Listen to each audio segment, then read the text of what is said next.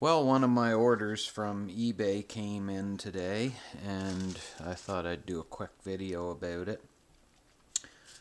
This is something I've been wanting for a while. It seems like it might be pretty useful, and as you can probably tell, I've already used it.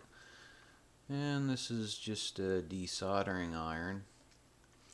I couldn't find one available here in Canada, or at least the part of Canada I live in. So I ordered this on eBay, and I'm not sure if it was a good move or not, because it's a Radio Shack item. It's a 45 watt desoldering iron, and as you could tell, it's just got this little suction bulb on it, and there's the hot end. You just I'll do a little demonstration. Anyway, we don't have a Radio Shack in Canada anymore. The Source bought Radio Shack out quite a long time ago, and I couldn't find one of these anywhere around here, so I'm not exactly sure how hard it is to find tips for it online.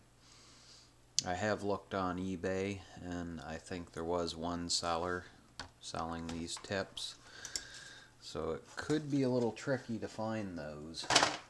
Let's check this thing out, and I'm going to try my best to actually get this in frame, and I'm trying to look over at my screen. This camera doesn't actually have an LCD that you can flip around because it's a pocket camera, so I have to kind of look every once in a while. But anyway, let's try to find a nice big solder joint like these ones here, and I'm just gonna use the sponge I have in an old tuna can to kind of wipe off the crap. I'll give it a second to warm up and press the bulb down.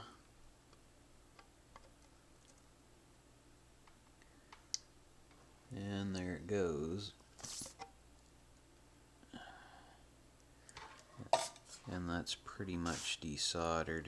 It might take a little bit more to get it perfect.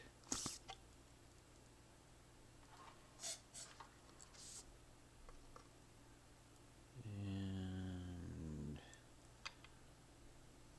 it's pretty quick, really. A lot quicker than I thought. I mean, it is 45 watts, which is kind of not too bad.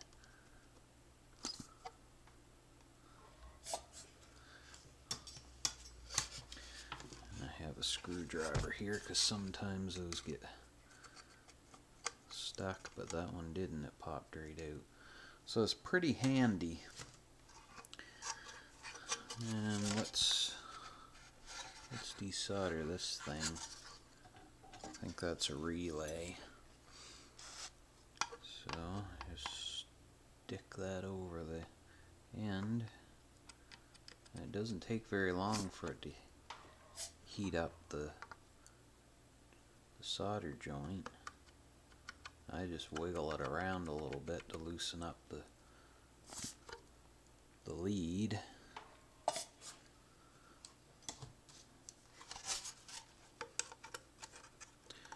And it pops right out. That's a lot more convenient than trying to use just a regular soldering iron. If I can get this damn thing in the frame. I have a soldering station, but to heat it up and use one of these stupid things, pain in the butt. Nothing but a pain. So that's pretty much all I'm going to do right now. I'll just show you the little treasure trove I I got. I desoldered these earlier when I was just testing the thing out, just to see what kind of stuff I could desolder with it. It works pretty good on some pretty big solder joints, really. I'll try another one just for the heck of it before I go. Let's see. I don't think it's gonna work on this one. I might be able to get it to work, but I'm pretty sure that's like quite a wide thing, but maybe not. So let's try to melt that sucker.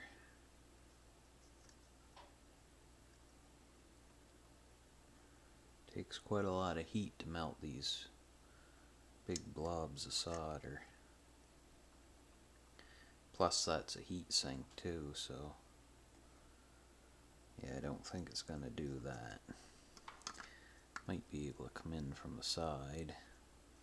Yeah, came in from the side and suck that stuff right off of there.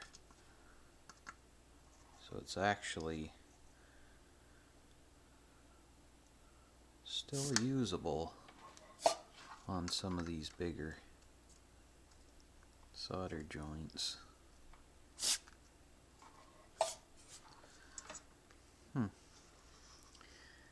Yeah, it's a heck of a lot easier than using the soldering iron and one of those stupid little solder suckers. So anyway, I just thought I'd show you that.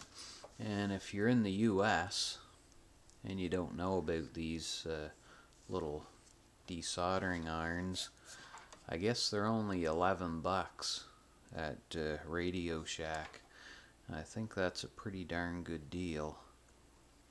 Since I live in Canada and I couldn't find one locally, I had to pay $14.99 on eBay plus another, I think it was 15 bucks for shipping, so it came to 30 something dollars.